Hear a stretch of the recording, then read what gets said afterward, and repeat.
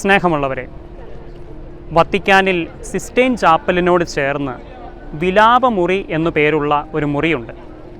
മറ്റ് സമയങ്ങളിലൊന്നും ആരും ഈ മുറിയെപ്പറ്റി കാര്യമായി ശ്രദ്ധിച്ചില്ലെങ്കിലും പാപ്പാമാരെ തിരഞ്ഞെടുക്കുന്ന സമയത്ത് എല്ലാവരും ശ്രദ്ധിക്കുന്ന ഒരു മുറിയാണ് വിലാപങ്ങളുടെ മുറി എന്നറിയപ്പെടുന്ന റൂം ഓഫ് ടീയേഴ്സ് എന്നറിയപ്പെടുന്ന ഈ മുറി. എന്തുകൊണ്ടാണ് ഈ മുറിക്ക് ഇങ്ങനെ ഒരു പേര് ലഭിച്ചിരിക്കുന്നത്, വിലാപത്തിൻ്റെ മുറി? എന്താണ് ആ പേരിൻ്റെ അർത്ഥം? മാർപ്പാപ്പമാരെ തിരഞ്ഞെടുക്കുന്ന സമയത്ത് കോൺക്ലേവ് കൂടുമ്പോൾ ഏതെങ്കിലും ഒരാൾക്ക് 2/3 ഭൂരിപക്ഷം ലഭിക്കുകയാണെങ്കിൽ അദ്ദേഹം പാപ്പായായി തിരഞ്ഞെടുക്കപ്പെടുകയാണ്. എന്നാൽ ആ പ്രക്രിയ അവസാനിക്കുന്നത് അദ്ദേഹം ആ തിരഞ്ഞെടുപ്പ് അംഗീകരിക്കുമ്പോഴാണ്. ഞാനത് അംഗീകരിക്കുന്നു, അക്സെപ്റ്റോ എന്ന് പറഞ്ഞ് അദ്ദേഹം അത് അംഗീകരിച്ച് കഴിയുമ്പോൾ അദ്ദേഹത്തെ ആദ്യം ആനയിക്കുന്നത് ഈ വിലാപത്തിൻ്റെ മുറിയിലേക്കാണ്.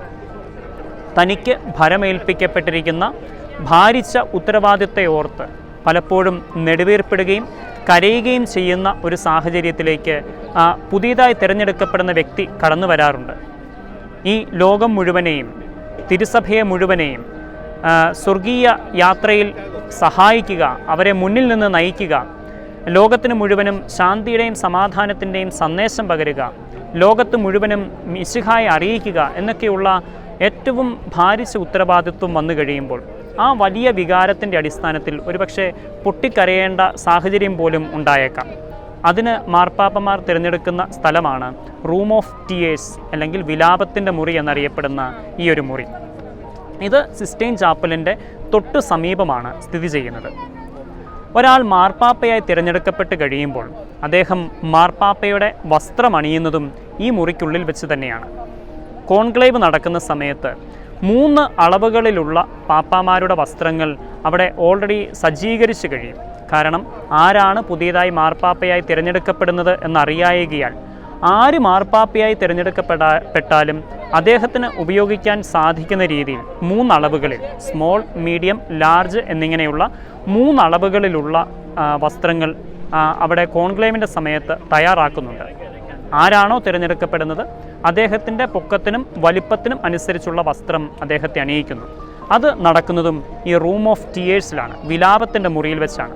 വിലാപത്തിൻ്റെ മുറിയിൽ വെച്ച് അതുവരെ അദ്ദേഹം അണിഞ്ഞിരുന്ന കർദിനാളന്മാരുടെ വസ്ത്രം മാറ്റുകയും പാപ്പായുടെ വെള്ള വസ്ത്രം അണിയിക്കുകയും സ്കൾ ക്യാപ്പ് അല്ലെങ്കിൽ സുക്കേത്തോ, തലയിൽ വയ്ക്കുന്ന തൊപ്പി പോലെയുള്ള അത് അണിയിക്കുന്നു. ഷൂസ് മാറുന്നു, പാപ്പാമാരുടെ സാഷ് അദ്ദേഹം അണിയുന്നു. അങ്ങനെ പാപ്പായുടെ വസ്ത്രത്തിലേക്ക് അദ്ദേഹം മാറുന്നതും ഈ റൂം ഓഫ് ടീയേഴ്സിൽ വെച്ചാണ്. അവിടെ നിന്നാണ് വത്തിക്കാനിൻ്റെ ബസിലിക്കായിൽ വെച്ച് ബസിലിക്കായുടെ മട്ടുപ്പാവിലേക്ക് അദ്ദേഹത്തെ നയിക്കുകയും അദ്ദേഹം ലോകം മുഴുവനും റോമാ നഗരത്തിനും വേണ്ടിയുള്ള ആദ്യ ആശീർവാദം നൽകുകയും ചെയ്യുന്നത്. ഹബേമൂസ് പാപ്പാം എന്ന് പറഞ്ഞുകൊണ്ട്, നമുക്കൊരു പുതിയ മാർപ്പാപ്പയെ ലഭിച്ചിരിക്കുന്നു എന്ന് പറഞ്ഞുകൊണ്ട് ലോകത്തിന് മുഴുവനായി ചത്വരത്തിൽ ഒരുമിച്ച് കൂടിയിരിക്കുന്ന എല്ലാവരുടെയും മുന്നിൽ പുതിയ പാപ്പായെ ലോകത്തിന് മുന്നിൽ അവതരിപ്പിക്കുമ്പോൾ അദ്ദേഹം ആദ്യ ആശീർവാദം നൽകുകയും ചെയ്യുന്നു.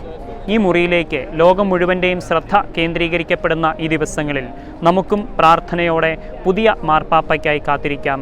പരിശുദ്ധാത്മാവിൻ്റെ പ്രവർത്തനത്തിനായി ദൈവം ആഗ്രഹിക്കുന്നത് പോലെ എല്ലാം പൂർത്തീകരിക്കപ്പെടുവാൻ വേണ്ടി നമ്മുടെ പ്രാർത്ഥനകളിൽ ഈ നിയോഗവും നമുക്ക് ചേർത്ത് വയ്ക്കാം. ദൈവം നമ്മളെ അനുഗ്രഹിക്കട്ടെ.